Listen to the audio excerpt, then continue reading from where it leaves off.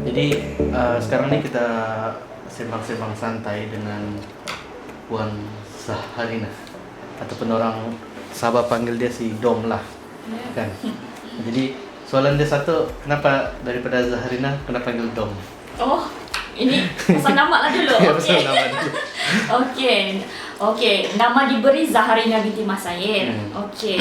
Macam mana nama dari Zaharina pergi Dom tu? Okey, kalau ada orang yang mau tahu, nama Dom ni dapat sebab dulu arwah ibu saya ni sangat mau anak lelaki kan tu. Sebab 7 orang kakak saya semua perempuan. Okay. Jadi bila yang ke-8 ni, saya yang ke-8 dan arwah ibu saya memang mau anak lelaki, tapi bila yang lahir pun perempuan. So time saya lahir tu ada satu kumpulan yang dulu di Freedom.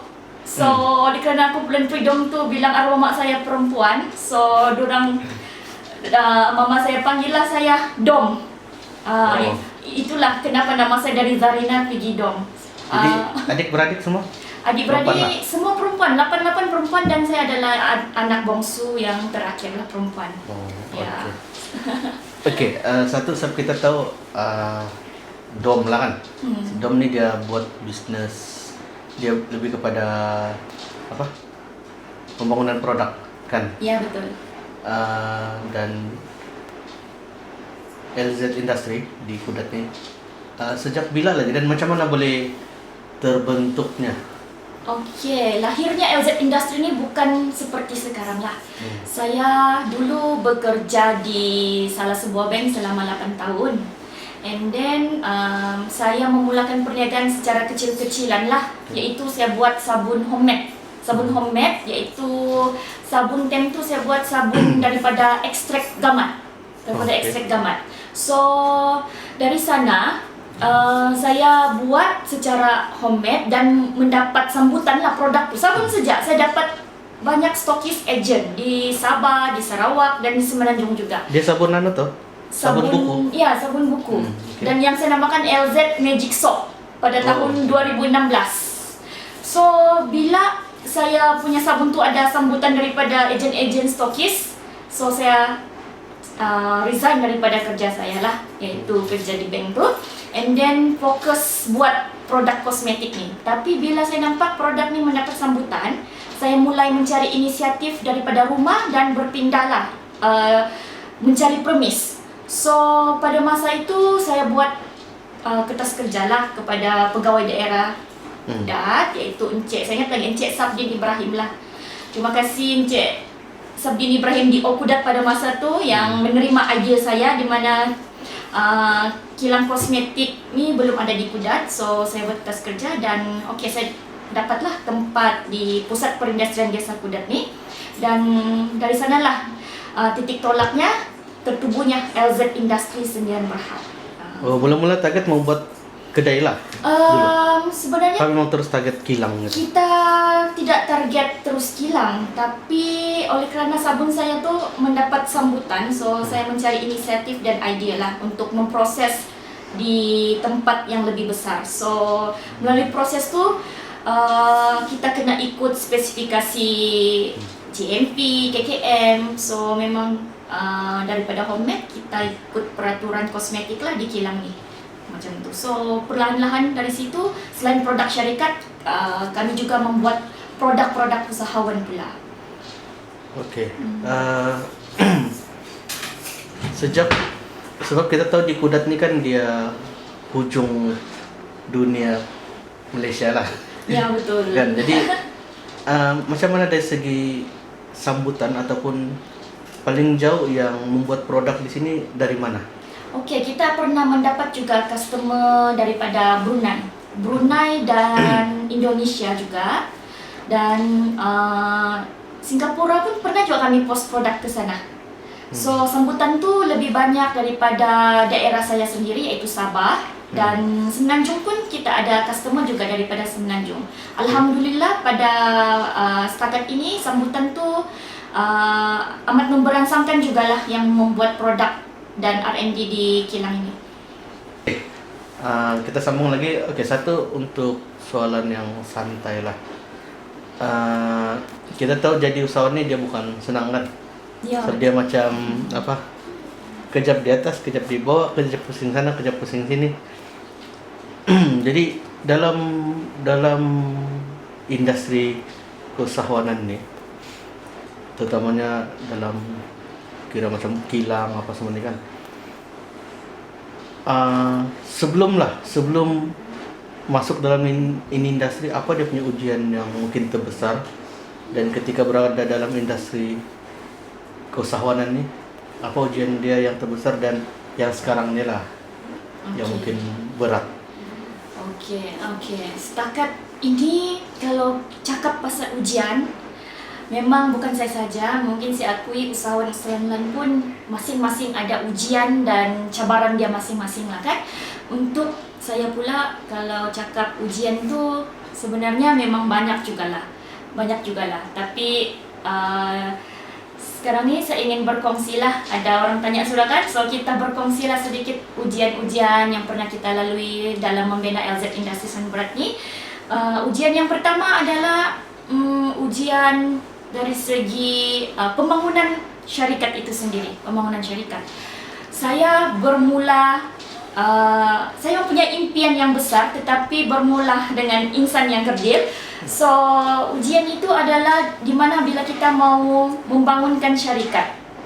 So, bila kita membangunkan syarikat ni adalah di sepanjang perjalanan tu adalah dia punya ujian-ujian yang kita harus lalui lah, kan? Antara ujian tu yang berat, salah satunya ialah membangunkan syarikat, dan mungkin yang saya tidak boleh lupa, kilang kami pernah kena ambush oleh KKM lah.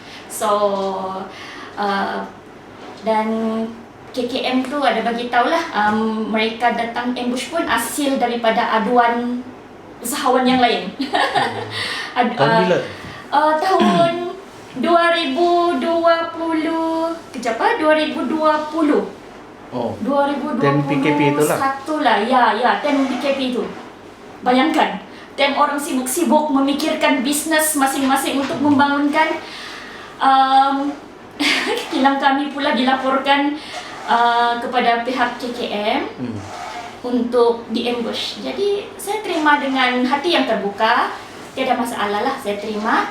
Dan time di-ambush tu kita mendapat surat amaran dan denda sebanyak 50,000. Tetapi alhamdulillah lah, melalui surat itu kita sebenarnya tengah berusaha. Semua syarikat sebenarnya tengah berusaha, masing-masing ada struggle dia untuk membentuk pengurusan perniagaan yang lebih baik. Sebab perniagaan kita bukan terus ke atas. Okay? Kita memang start dari bermula. Sepatutnya usaha saya perlu disokong dan bukannya macam ni lah, ditekankan. Saya tengah usaha dan alhamdulillah kilang kita telah pun mendapat sijil GMP, dan insya-Allah saya target dalam tahun depan lagi sijil halal pula yang akan keluar, dan insya-Allah selepas dapat sijil halal kita berusaha pula ke sijil ISO. Ya, itu antara cabaran PKP yang saya tidak boleh lupa. Bayangkan orang sibuk-sibuk, perniagaan kita jatuh, tengah sakit, kita pula dilaporkan. Dan yalah, saya faham juga, saya tidak menyalahkan pihak kementerian kerana mereka hanya menjalankan tugas diorang. Tapi sedikit terkilan lah kerana mendapat tahu ambush tu hasil aduan daripada rakan-rakan usahawan juga. Ya. Okey. So kita tahu mau buat bisnes ni dia bukan setakat buat duit bah. Kan dia ada banyak banyak benda yang perlu dikasih kita belajar. Terutamanya melainkan kita ni keluarga background bisnes terus kan. Ya, betul. Kalau yang memang tidak ni ilmu pengurusan, ilmu keuangan, ilmu operasi. Okey, apa ini harapan untuk yang bagian itulah, untuk bagian kementerian ini mungkin apa harapan untuk yang kamu rasa boleh mungkin minta? kepada kementerian? Kepada kementerian Mana tahu lah agensi. tiba-tiba Oh. ada KKMP tengok kah? Apa Oh. mungkin harapan mungkin yang dari segi bantuan apa sebenarnya yang pemilik kilang ni perlu? Sebab ada juga pemilik kilang yang lain kan. Mungkin apa sebenarnya yang dorang perlu? Sebab kita tahu bukan semua pemilik kilang ni dia, terutama di Sabah ni bukan semua bukan semua lahir dengan lain lah. Kalau dia banyak duit terus gitu kan. Betul. Dia proses tuh. Jadi sebenarnya apa perkara yang paling kamu perlukan, support dari segi apa dari kementerian? Okey. Berbalik kepada yang cerita saya tadi tu, saya ingin merakamkan ribuan terima kasih juga kepada pihak Kementerian Pembangunan Luar Bandar, kerana time tu terus pegawai KPLB pergi ke sini sebab telah menerima aduan daripada email daripada KKM, tetapi dalam masa yang sama pihak KPLB memberi kata-kata semangat dan memberi teruslah sokongan bahawa jangan lemahlah dengan aduan tu, dan mereka tetap sokong kepada kami usahawan-usahawan kecil seperti kami ni untuk terus fokus dan mendapatkan sijil-sijil dan peraturan yang diperlukan oleh kementerian. So alhamdulillah dan terima kasihlah, sokongan begini yang kami perlukan daripada kementerian dan agensi lain. Maksudnya lepas daripada hikmah kejadian tu, mungkin banyak agensi juga lah kan, termasuk yang bagian bagian pentadbir tempatan di Kudat ni pun support lah terus kan. Ya, alhamdulillah pihak daerah Kudat sendiri pun daripada pihak pejabat daerah pun sangat menyokonglah usaha kita, kerana kilang ni bukan sahaja untuk diri saya sendiri sebenarnya, tetapi telah membuka peluang pekerjaan di sekitar saya ini. Betul. Dengan buktinya saya telah mengambil beberapa orang pekerja yang selama ini tidak mempunyai pekerjaan, dan sebenarnya mereka anak-anak Kudat mempunyai sijil dan potensi yang besar, tetapi ruang perniagaan yang terhad. So dengan adanya LZ Industri ini sedikit sebanyak telah membantulah ekonomi daerah Kudat itu sendiri. Okey. Selain itu apa lagi masalah yang lain? Kalau cerita Masalah yang lebih menyentuhkan kepada, bukan kepada bisnes juga lah, kepada diri usahawan tu. Sebab sebenarnya masalah ni kan bisnes tu memang satu masalah kepada perjalanan tu lah. Ya, Tapi apa masalah yang tetap ada berlaku kepada usahawan tu, yang mungkin boleh bagi kita panggil lah, inspirasi juga mungkin, ataupun memberi satu titik semangat kepada usahawan-usahawan yang luar, yang baru ni kan. Jadi dia bukan masalah bisnes juga, tapi masalah sebagai seorang usahawan. Apa? Okey, sebenarnya terus terang saya, kalau boleh, perkara-perkara yang pahit tu biarlah saya simpan di belakang.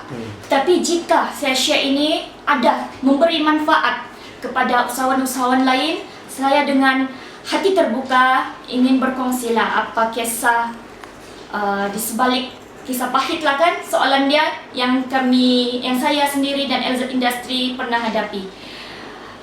Antaranya yang mungkin boleh menjadikan pengajaran, tetapi saya mengambil hikmah daripada apa yang telah berlaku adalah mungkin sesetengah orang fikir itu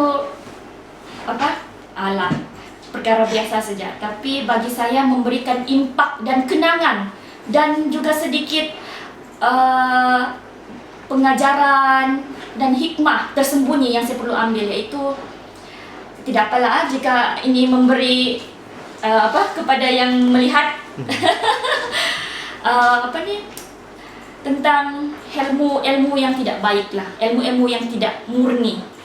Maksudnya sini ilmu yang tidak murni ni, yang tidak sepatutnya adalah sihir, perkara sihir. So sihir yang dihantar di kilang ni lah supaya kilang ni tidak beroperasi dan tutup, itu adalah satu yang tidak baik lah bagi saya. So melalui sihir ni juga saya rasa yalah, kalau bukan Allah yang luluskan dan Allah izinkan, bila orang tidak kena. Tapi bila terjadinya kepada diri sendiri dan pengalaman kepada kilang sendiri, itu sebenarnya menjadi dorongan dan motivasi kepada diri saya sendiri bahawa tiada daya upaya melainkan bantuan Allah. Jadi kalau masalah usahawan ni selain masalah cari duit, masalah susah untuk Tapi, digambarkan sebab lain orang, lain hati dia, lain rambut, lain orang, lain bila orang lain rambut, lain hati So dia. sekarang ni kita tengok rasanya nggak tahu lah kalau di luar negara kali ya, tapi di seluruh Malaysia ni sampai di Sabah ke Semenanjung ada aja isu Ya, berkenaan betul. sihir lah kan. Mungkin Ya. ini senang mungkin sebab proses lah kan, ada orang lebih kepada ini, dan maksudnya usahawan pun dia kena hati-hati, bukan dia ilmu bisnes kan, dia Betul. juga berkaitan dengan ilmu untuk benteng diri lah kan? Benteng diri, betul. benteng diri, benteng dia punya bisnes. Sebab betul. benda ni bukan makin moden makin tiada kan. Sebab kita tengok di Facebook pun makin lama makin banyak. Ya, orang ingat makin moden, ilmu-ilmu begitu tiada, tetapi sebenarnya makin moden rupanya makin ada lagi orang mengamalkan ilmu-ilmu yang tidak murni ni. makin canggih lagi kali ya. Ya. Jadi apa pesanan untuk yang usahawan lah, terutamanya macam yang baru? Usahawan ni selain dia belajar ilmu-ilmu perniagaan, pengurusan, pembangunan, ilmu marketing, nasihat saya, usahawan juga perlu ada ilmu benteng diri. Macam mana ilmu benteng diri itu? Maksud dia ilmu hati kita, mendekatkan hati kita kepada Tuhan, mengamalkan apa-apa benteng dirilah seperti zikir dalam sehari-harian kita. Sebab benteng ni juga amat perlulah sebagai usahawan untuk untuk macam mana mengelakkanlah daripada perkara-perkara yang tidak baik begitu. Sebab kadang-kadang sebenarnya macam saya sebelum ni, saya tidak sedar diri saya ni sebenarnya terkena sihir. Saya sendiri pun tidak perasan, tapi bila Perasaan tu bila? lama sudah, tapi saya kuatkan diri, amalkanlah apa-apa, satu hari satu zikir dan amalkan ayat kursi itulah begitu. Tapi mungkin Tuhan baru mau tunjukkan pada tahun inilah satu persatu apa yang berlaku. Ya. Yang perasaan tu bila lagi? Berapa tahun? Sebenarnya mungkin Kata mula-mula buka tidak mula-mula buka tidak. Mungkin dalam ada 2 tahun lalu lah. 2 tahun lalu. Tapi makin lama makin rasa banyak perkara-perkara pelik lah yang berlaku. Ya. Macam contohnya bila saya mau pergi kilang je, rasa macam berdebar-debar. Lepas tu bila masuk office sendiri pun rasa tiba-tiba blur. Tapi bila keluar cergas. banyak pula idea. Bila masuk saja tiba-tiba macam tidak tahu apa yang mau buat. So itu kita kena ada ilmu benteng diri lah. Ya. Kita memanglah sihir ni kita kena harus percaya juga memang wujud kan. So kita sebagai umat Islam kena berjaga-jaga dan amalkanlah apa-apa benteng diri untuk diri sendiri. Okey, satu lagi dari segi berkaitan sekarang ni kan kita tengok memang zaman yang mencabar lah untuk usahawan. Dengan salah usahawan founder ke apa semua ataupun pemilik bisnes yang lain, dia berkaitan dengan soalan dia berkaitan dengan emosi lah. Macam mana untuk kamu mengawal emosi yang mungkin boleh dikongsikan kepada orang di luar sana. Macam mana cara kamu untuk mengawal emosi itu, mengawal stres emosi itu? Okey, betul. Salah satu yang mengalahkan dan mematahkan kita ni sebenarnya emosi sahaja.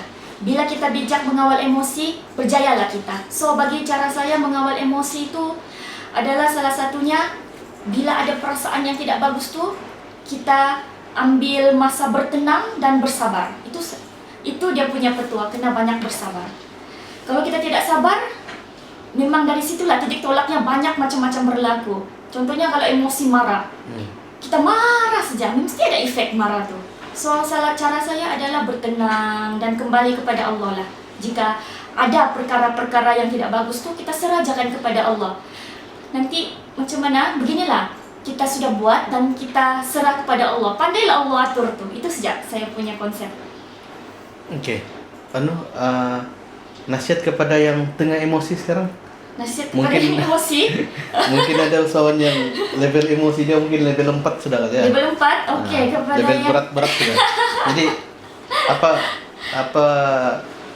ucapan nasihat yang... Ucapan dan nasihat khas untuk dorang ni lah. kepada usahawan yang beremosi. Ya, yang sedang melalui ini fase. Oke. Tidak dinafikan lah kan, semua memang orang ada beremosi. Tapi bila tanya kalau emosinya tahap 4 tuh, ambillah masa berehat.